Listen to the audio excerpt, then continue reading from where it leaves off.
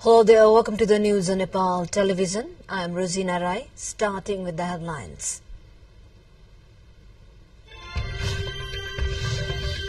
Dahal-led five-party coalition announcing its common minimum program today, likely to revolve around economic recovery. Death toll from Baglung bus accident reaches 9, all deceased identified, 28 injured undergoing treatment. At least 20 people killed in Gaza Al-Shifa hospital as Israel targets Hamas militants. Gazans reeling under extreme famine.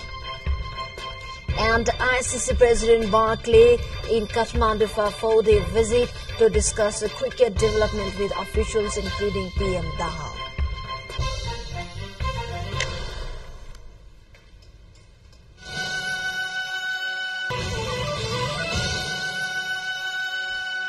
Welcome back. Now we have news in detail. The five-party coalition government led by CPNMA Centre Chair Pushpakamal Dahal is all set to unveil its common minimum program today. The CMP is scheduled to be unveiled at 2 p.m.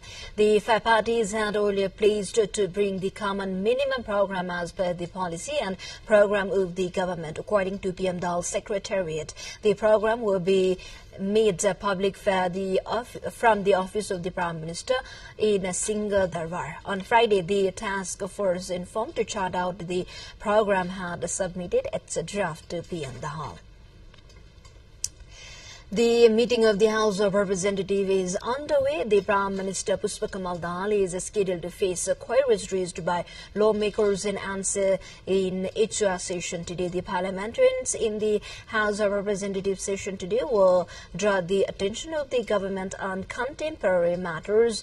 Earlier, lawmakers in the meeting of the House of Representatives from the main opposition Nepali Congress demanded fair investigation over issues of gold smuggling and the cooperatives. Meanwhile, Congress General Secretary Gagan Thapa also demanded answer from the government over the appointment of a candidate named in the cooperatives treachery case as the Home Minister. The ruling CPNMA Centre's meeting of its office bearers today ended inconclusive. The meeting was held following arrest of its vice chairperson Krishna Bahadur Mahara in the gold smuggling case. According to the party's spokesperson Agni Sakota, the meeting this morning held a significant discussion over the arrest of Mahara. However, it took no solidified decision on the matter as PM Dahal is scheduled to be present in the House of Representatives session summoned for 11 a.m. today.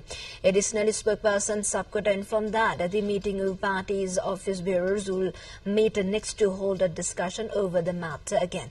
In the meeting today, a few party members opined to suspend Mahara and proceed ahead, while others set to act according to the court's verdict. Mahara, who was arrested and presented before the courts yesterday, is currently staying at the Novik Hospital in Kathmandu, citing health reasons.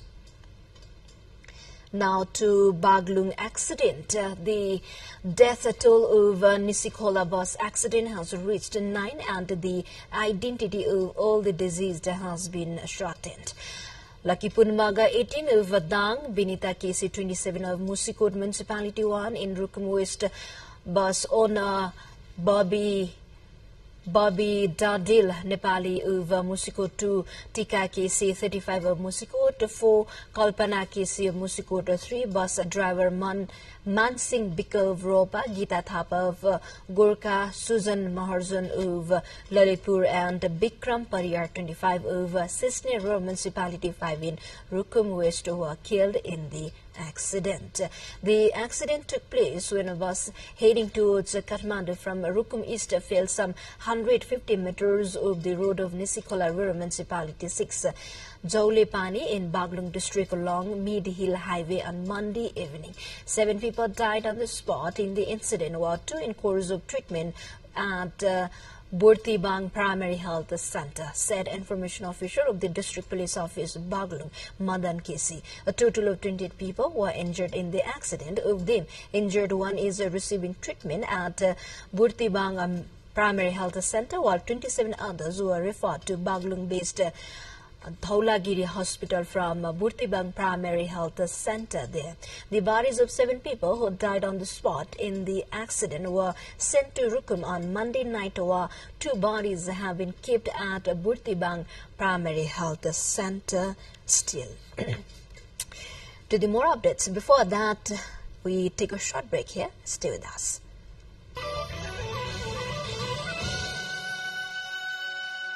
Welcome back. You're watching Nepal Television News. Now we have remaining updates. The Ministry of Education, Science and Technology has introduced a new criteria for the transfer of teachers in community schools and has temporarily suspended inter-district transfers until the Teacher Service Commission TCS examination is completed.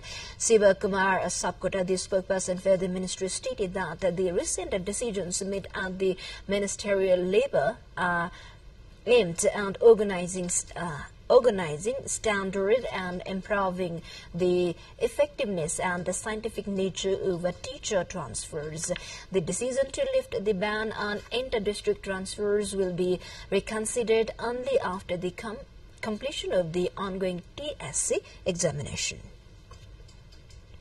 Now to other update, the 15th meeting of the Joint Commission between Nepal and the European Union EU is scheduled to be held here on Tuesday.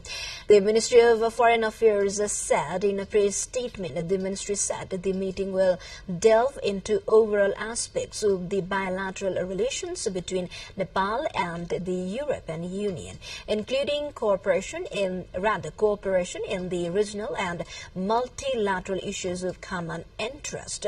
Foreign Secretary Sewa Lamsa will lead the Nepali delegation, while Deputy Managing Director for Asia and the Pacific of the European External Action Service of the EU, Paola Pampaloni, will lead the European delegation. Earlier on March 6, the meeting of the Subcommission on Development Cooperation between Nepal and the European Union was held at the Ministry of Finance that exchanged view on the ongoing development cooperation between Nepal and the EU. Now to East Nawalparasi, for the first time, electricity from the national transmission line has reached Daubari in Hapsikot rural municipality of East Nawalparasi. Around 70 households in Daubari, who previously relied on solar and oil lamps for their daily needs, now have access to electricity from the national transmission line. The electrification efforts culminated in the electricity substation built in Boje Pokhari 4 of Bowling Tower rural municipality is facilitating the transmission of electricity to Daubari. To the more updates, before that, we take a short break here. Stay with us.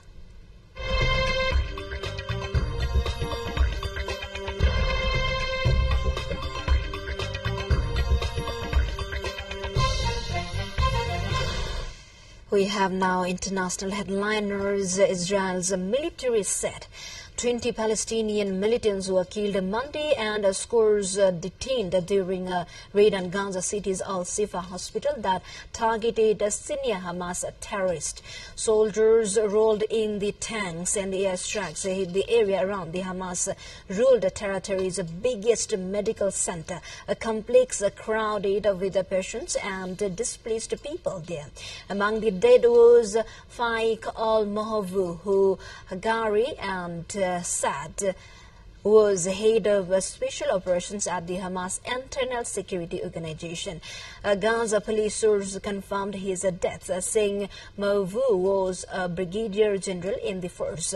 Israel has repeatedly said the complex housed an underground Hamas control base, a claim denied by the militant.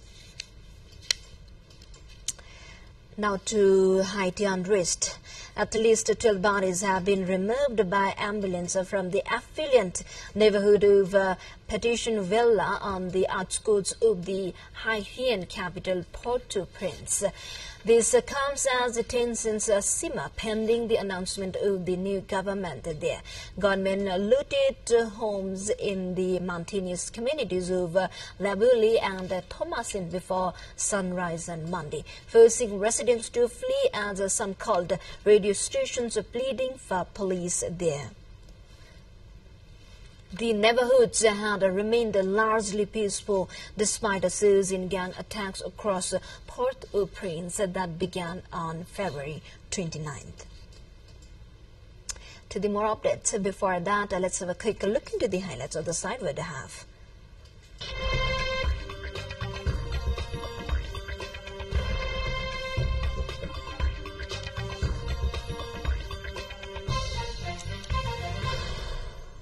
The U.S. Supreme Court has blocked a Texas immigration law that the Biden administration has called unconstitutional from taking effect. The law known as SB 4 would allow local and state police to arrest people suspected of illegally crossing the border from Mexico. If implemented, the immigration measure would be among the toughest passed by the U.S. Senate so far. We are now moving on to sports update.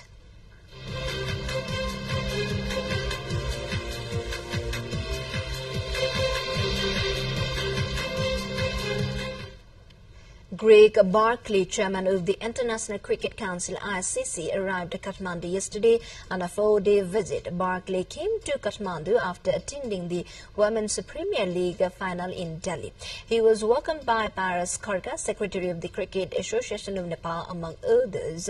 During his stay, Barkley is scheduled to conduct crucial meetings with prominent figures, including Prime Minister Pushpakamal Dahal, Finance Minister Barsaman Pun, Sports Minister Biraj Bhaktashrestha, and officials from the National Sports Council and Cricket Association of Nepal. Furthermore, Barkley will inspect the cricket facilities at the Trivandrum International Cricket Ground and Mopani International Cricket Stadium, underscoring the ICC's interest in Nepal's cricket infrastructure. And Barkley today is scheduled to attend various programs. Before we wrap up, quick reminders of the headlines.